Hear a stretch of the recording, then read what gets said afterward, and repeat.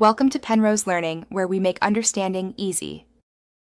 You begin with prerequisites. You need admin rights and the exact path to Shutdown, EXE, and an account that can run the task. Once ready, open Task Scheduler and choose Create Task. Make sure to pick Run whether user is logged on or not.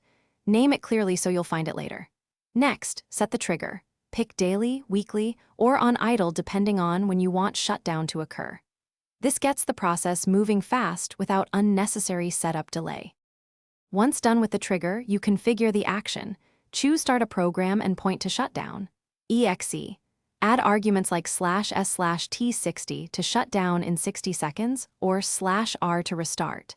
Then move to Conditions. Set wait for idle or only run on AC power if required.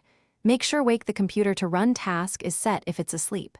In Settings, allow the task to run on demand and set an expiration or retry policy so it behaves predictably under different conditions.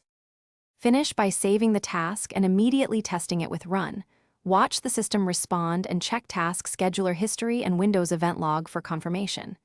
Make sure the task uses stored credentials and run with highest privileges if Shutdown fails due to permissions. If it doesn't run, verify the account isn't locked, confirm the trigger conditions match system state, and enable history to capture errors. One key tip: if nothing happens, check Task Scheduler.